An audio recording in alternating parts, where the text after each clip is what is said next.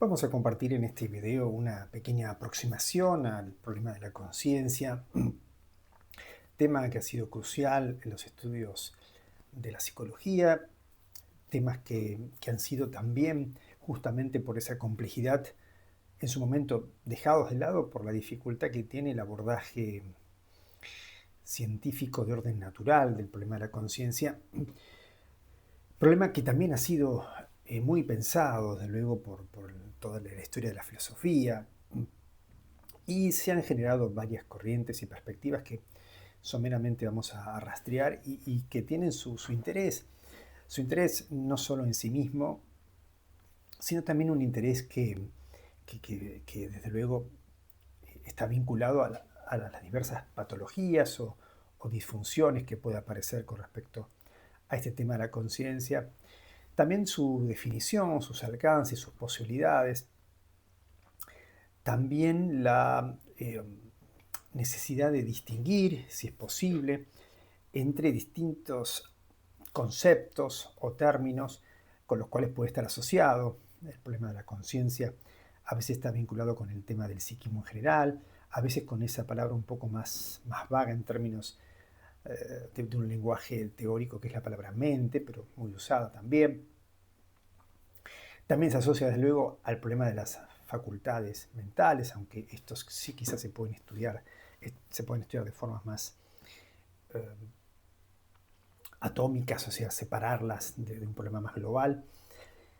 También está el problema del yo, de ese asentamiento de una especie de núcleo de la personalidad. Todas estas cuestiones son también complejas en las definiciones y precisiones de esos términos en función de conceptos, y esto nos arrastra a pensar teorías.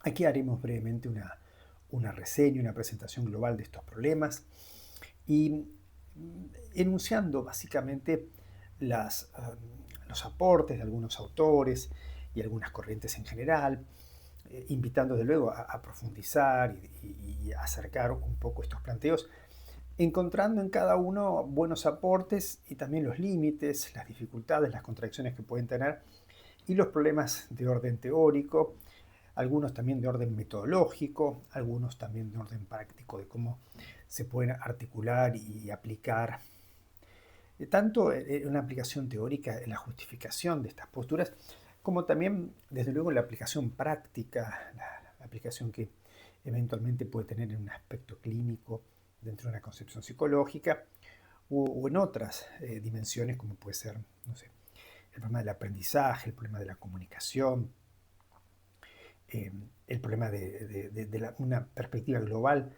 del comportamiento humano y de la psicología que supone. Y para retomar una perspectiva general y primera, nos encontramos con una visión dualista, es decir, el dualismo, digamos, mente-cuerpo, el dualismo de una naturaleza arraigada a la biología y la posibilidad de pensar que habría otra sustancia, ¿no?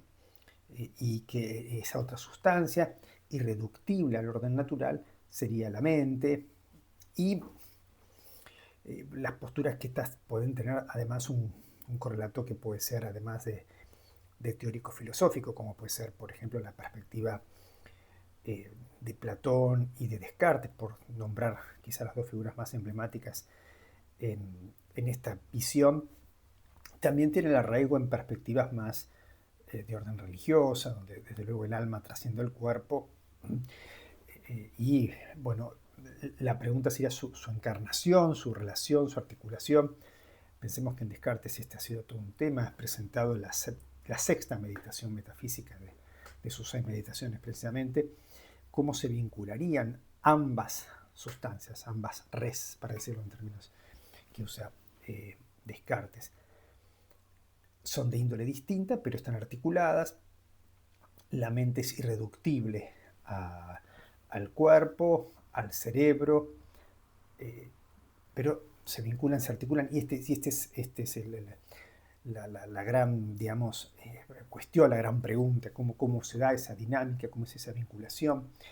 Recordemos la teoría de Descartes, desde luego, hay que tomarla con las pinzas de la época y tal vez soltarlas, pero bueno, esta visión dualista estaba también sostenida en los dualismos que hay en el cuerpo humano, en los hemisferios humanos y en el cerebro, todo es hemisférico excepto la glándula pineal. Advertí ahí casi un centro neurálgico, nunca mejor dicho, eh, habita como con un cortexial allí la glándula pineal y sería allí el asentamiento, el lugar, la antena receptora en el cuerpo de la mente. Estas teorías tienen, digamos, la ventaja de una explicación que no necesita buscar los mecanismos elementales en la materia. La mente sería otro tipo de sustrato. La pregunta es cómo sería la interacción entre algo material e inmaterial, cómo es este vínculo. Ha habido muchas perspectivas, muchas nociones que tratan de salvar esto y hay al mismo tiempo que atacan esta postura. Por el lado opuesto, las visiones eliminativistas. La mente es una forma de hablar, la conciencia, etc., que no expresan bien lo que es realmente el fenómeno que nosotros llamaríamos conciencia o mente. En realidad se trata efectivamente del funcionamiento del cerebro. Es la materia la que despliega su desarrollo y no es necesario plantear esa suerte de epifenómeno que sería la mente y la conciencia. Bastaría entonces con el estudio naturalista, cientificista, para dar cuenta de lo que después en un sentido metafórico, no científico, expresamos cuando hablamos conciencia, mente, yo, interioridad, etc. En esta línea estarían, por ejemplo, los filósofos Paul y Patricia Churchland. También estaría, por ejemplo, la perspectiva de Skinner, el conductismo, ¿no? Eliminar este tema de la conciencia. Hay otra perspectiva ligada, no exacta, pero ligada, que sería identificar que la mente, la conciencia, es en realidad la forma en que funciona el cerebro, la actividad neuronal, esa compleja maquinaria de millones de neuronas que procesan información. A eso en realidad lo tenemos que entender como idéntico a la conciencia.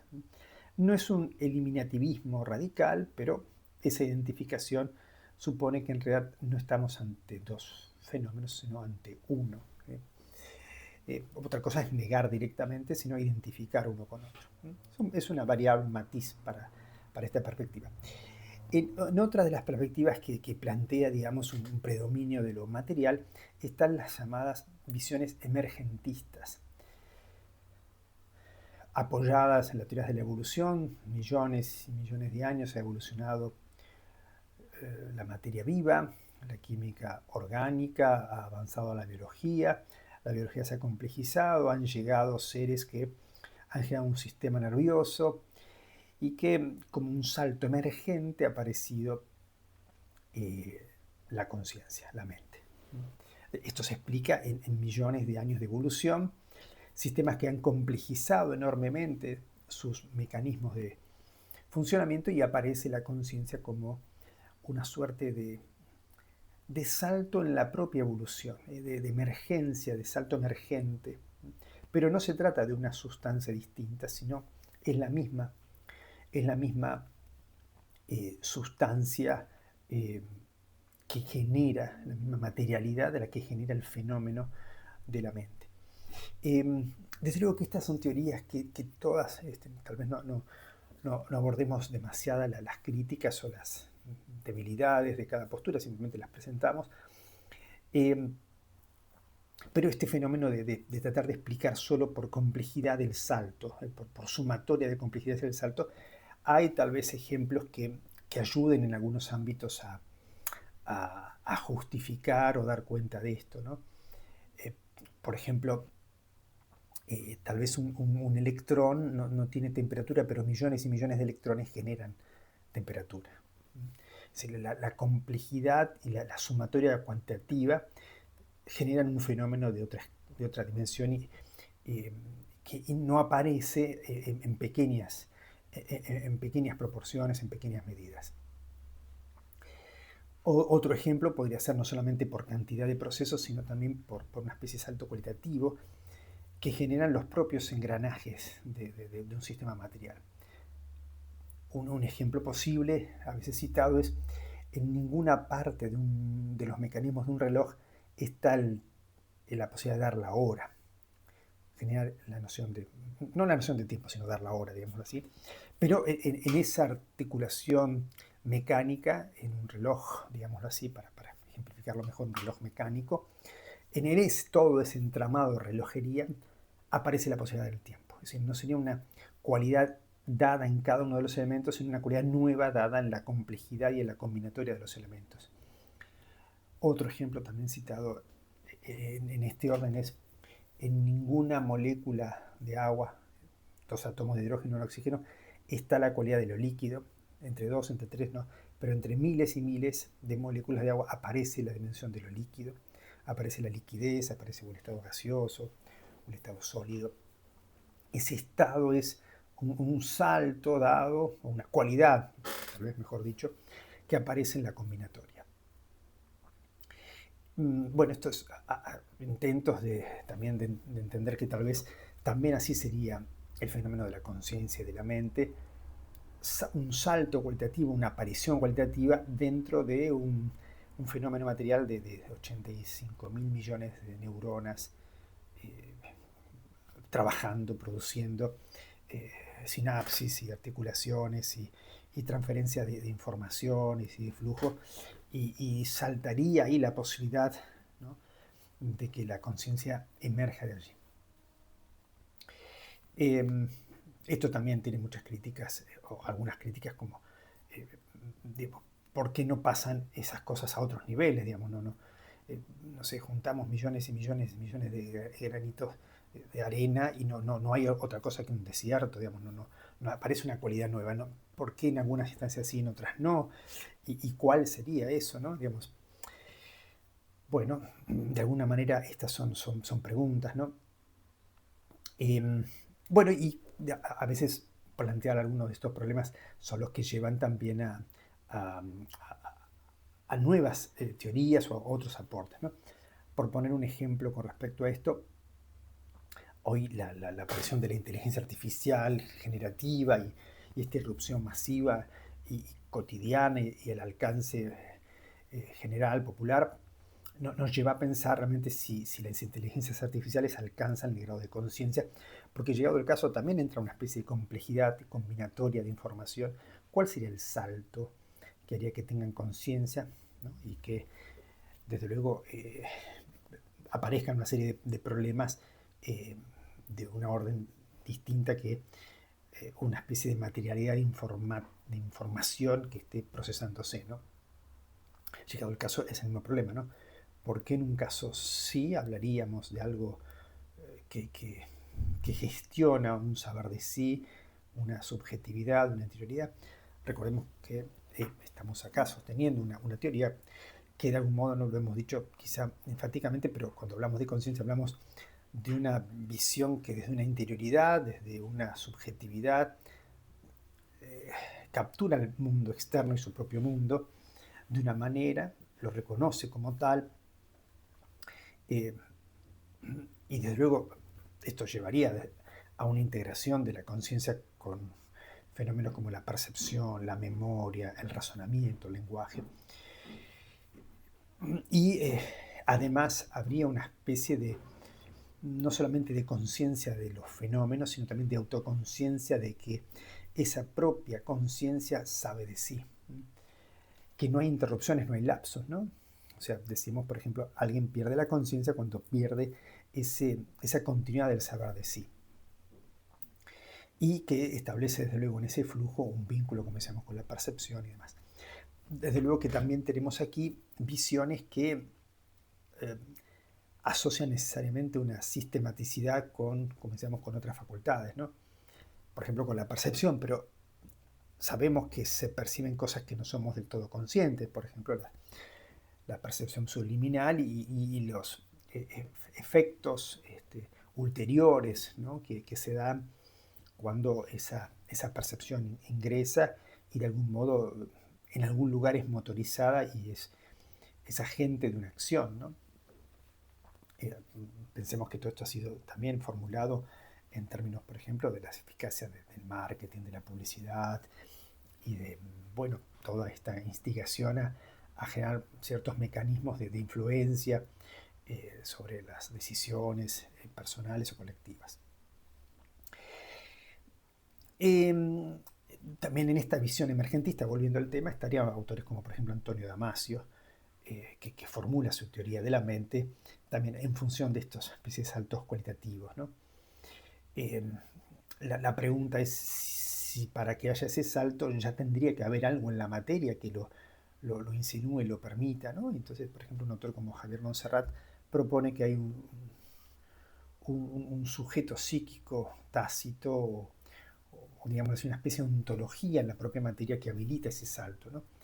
Con lo cual estaría también inmerso en una especie de, entre comillas, dualismo, ¿no?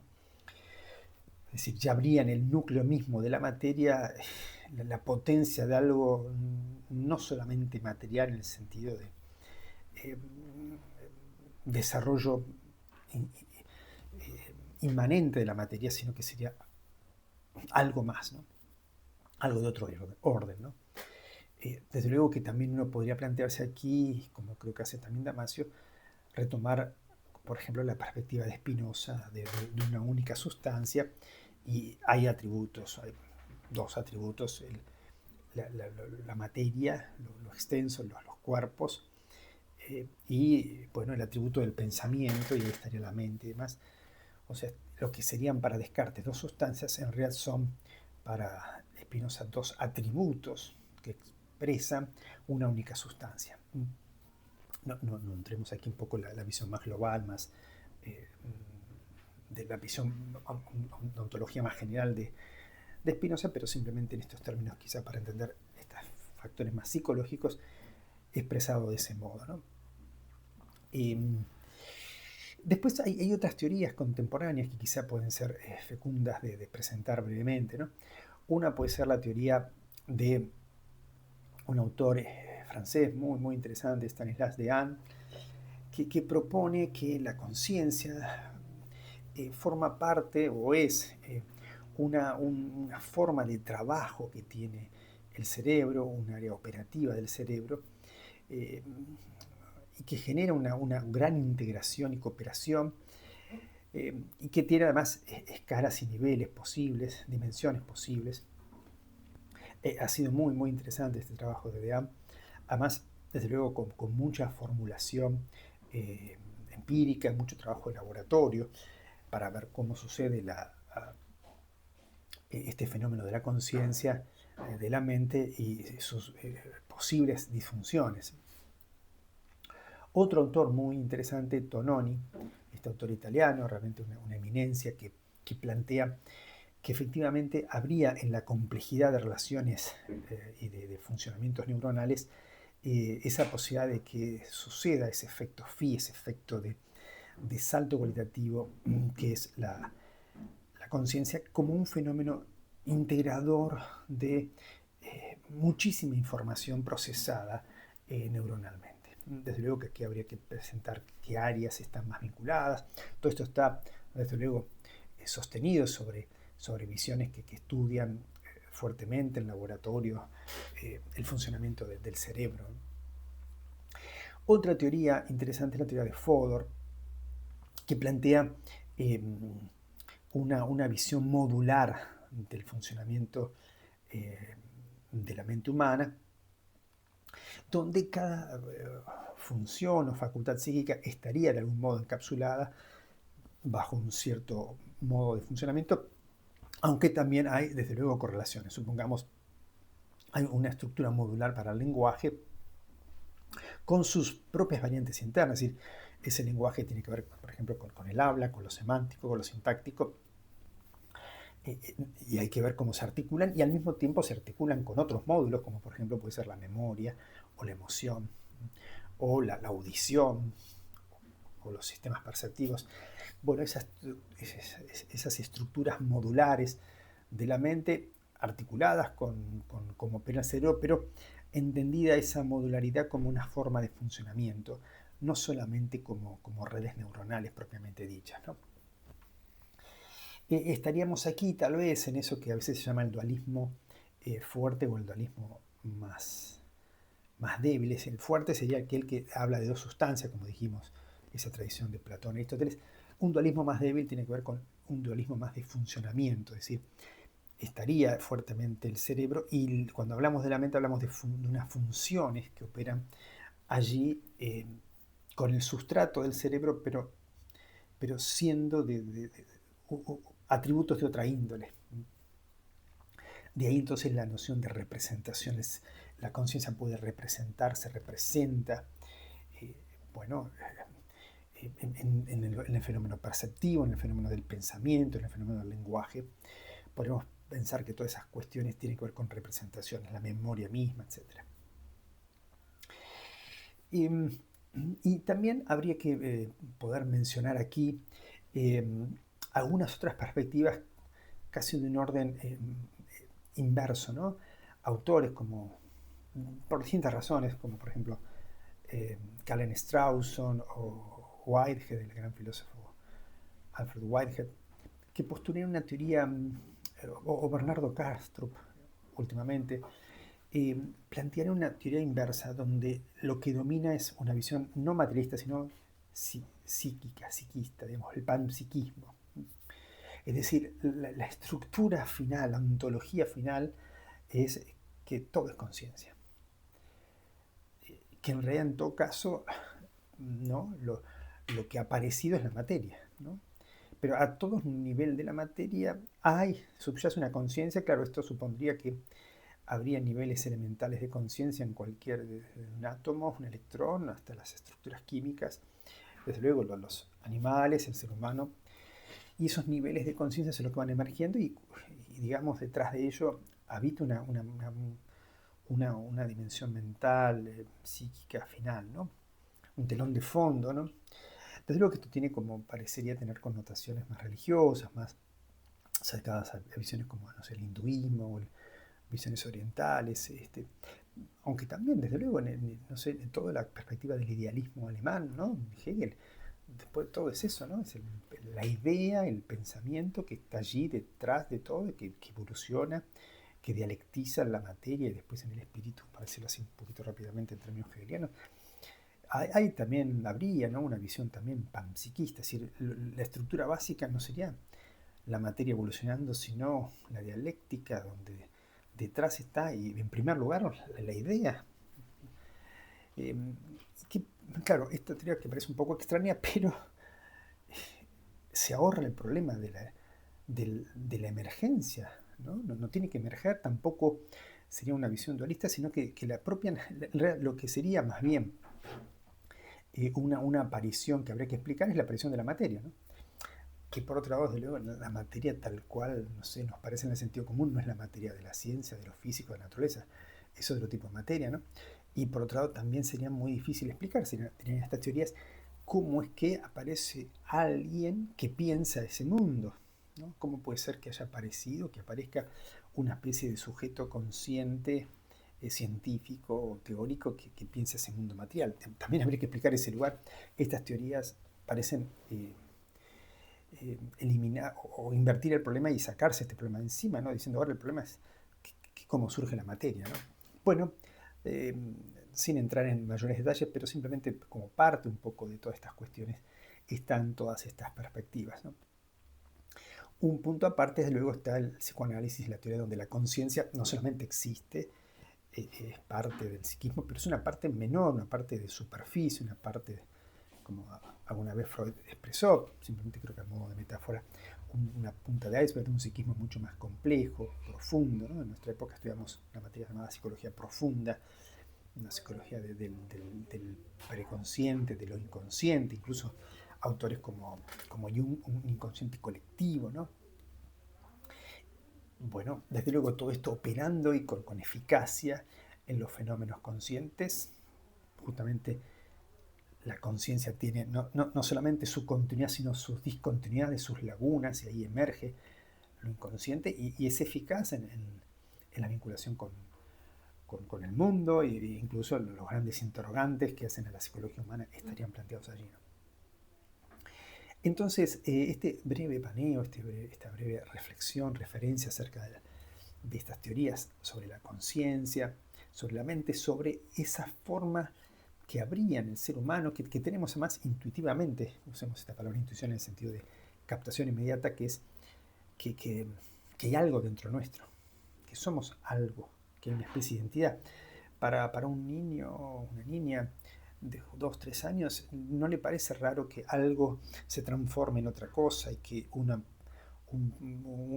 un personaje se convierta y pase de ser el sol, pasa a ser un dios o un superpoderoso y se convierte después en un humano y como que sigue habiendo una especie de yo y de conciencia en cada una de esas instancias, como es una especie de alma que transmigrara, ¿no? Parece ser esta la primera teoría, y si le dicen no existe nada, no, es raro, un niño parece ser que en principio pensaría así, que hay algo ahí que hace que sea lo que es, que mantenga una suerte de identidad y de conciencia sostenida más allá de la materia, ¿no?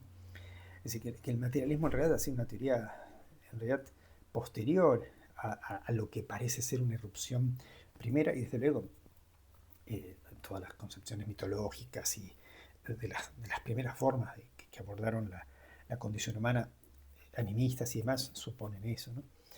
Desde luego entonces la ciencia tendrá que responder y ver cómo se plantea estas cuestiones. Hemos hecho un brevísimo paneo y presentación de este tema para seguir abordando y para estudiar y trabajar en cada una de estas corrientes como corresponde.